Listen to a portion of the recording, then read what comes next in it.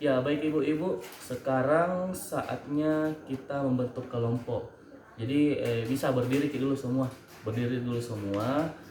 bentuk kelompok. Jadi satu kelompok itu maksimal 5 orang. Berapa orang lagi sekarang yang ada? Satu, dua, tiga, empat. Oh iya, 20 orang. Jadi berarti jumlahnya 4 kelompok, cukup 4 kelompok. Ya, jadi bentuk satu kelompok itu 5 orang.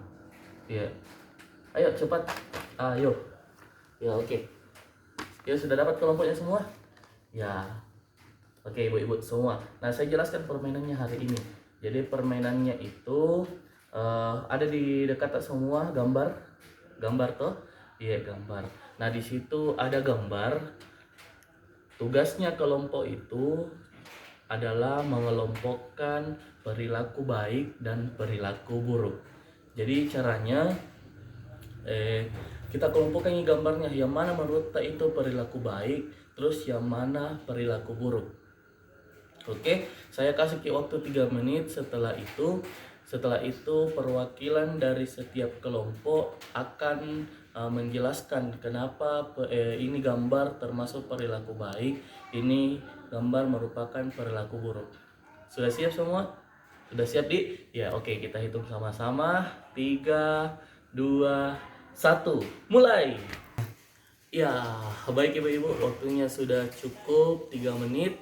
Nah, sekarang saya persilahkan masing-masing kelompok perwakilannya untuk menjelaskan kenapa kelompok memilih ini perlakuan baik, ini perlakuan buruk.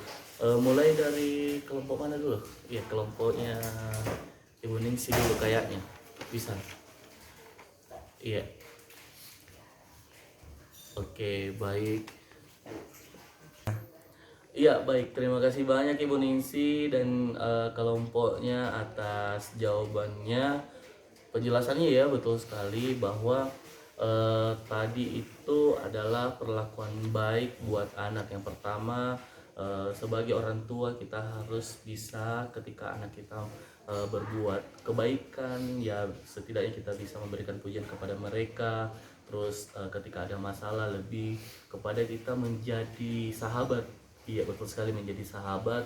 Terus kita bisa berkomunikasi dengan mereka, jadikan kita sebagai tempat curhatnya anak-anak kita Iya, betul sekali. Terus juga berikan dia apresiasi atau penghargaan ketika memang dia melakukan hal seperti juara di kelasnya, ataukah dia rajin beribadah, sudah bisa sikat gigi sendiri.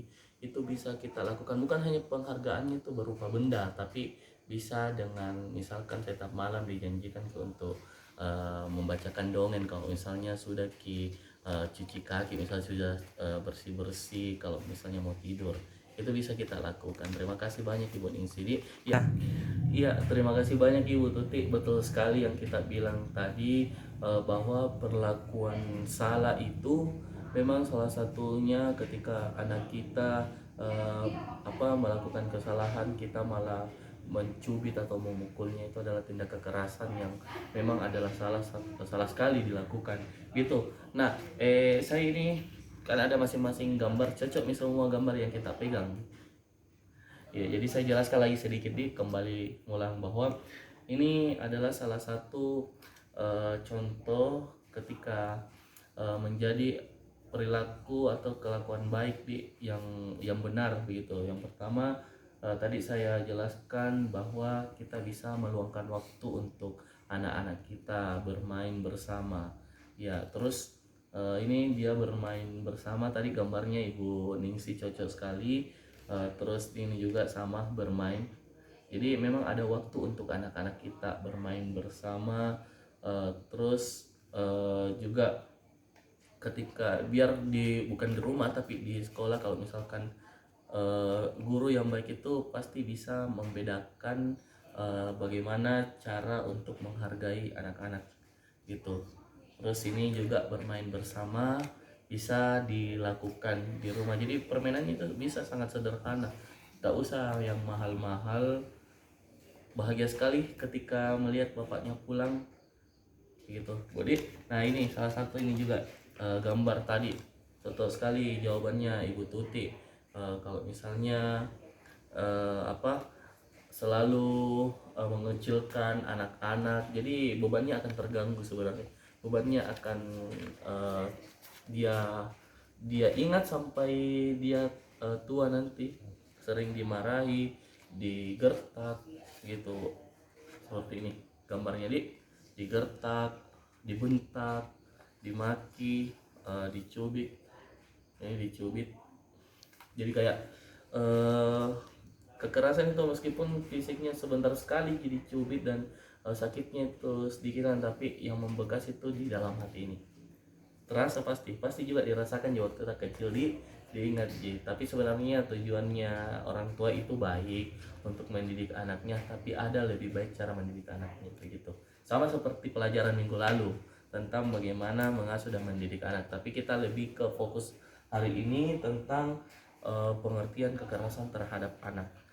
Iya, bahwa perilaku baik adalah perbuatan yang melakukan tindakan sesuai tanggung jawab, kewajiban dan kewajiban. Sedangkan kalau perlakuan buruk itu adalah tindakan merugikan kepentingan anak gitu. Ya kalau misalkan ini saya mau tanya, kalau membiarkan anak-anak bermain sesuai dengan usianya, tapi tetap dengan pengawasan orang tua, apakah itu perlakuan baik atau perlakuan buruk? Saya yang bisa jawab. Baik, betul sekali. Terima kasih Ibu. Siapa namanya?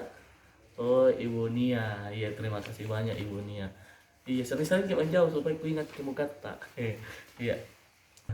Ya, jadi untuk kekerasan dan kekerasan terhadap anak itu saya tegaskan kembali, bisa kita bedakan juga kelakuan baik dan kelakuan buruk supaya bisa lebih diperhatikan lagi. Silakan perhatikan ini ada picture 5 pengertian kekerasan terhadap anak.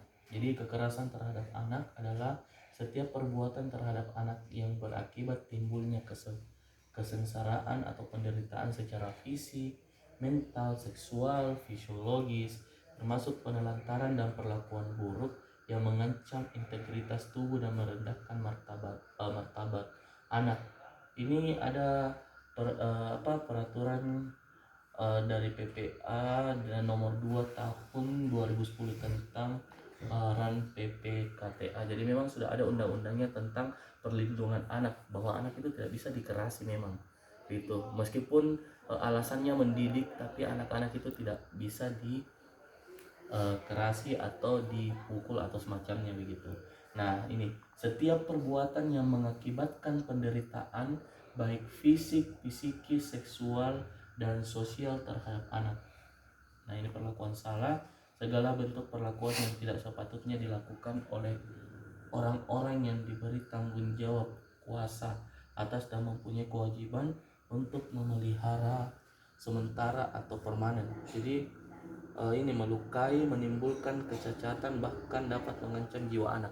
Jadi meskipun ya, jadi kita di sini sedang merawat, berarti orang tua ataupun misalkan ada tantenya atau omnya begitu yang dititipi, itu harus kita rawat baik-baik anak, tak begitu. Jadi rawat baik-baik, anggap anak itu adalah anugerah dari Tuhan Yang Maha Esa. Ya baik, terima kasih banyak ibu-ibu atas partisipasinya. Assalamualaikum warahmatullahi wabarakatuh.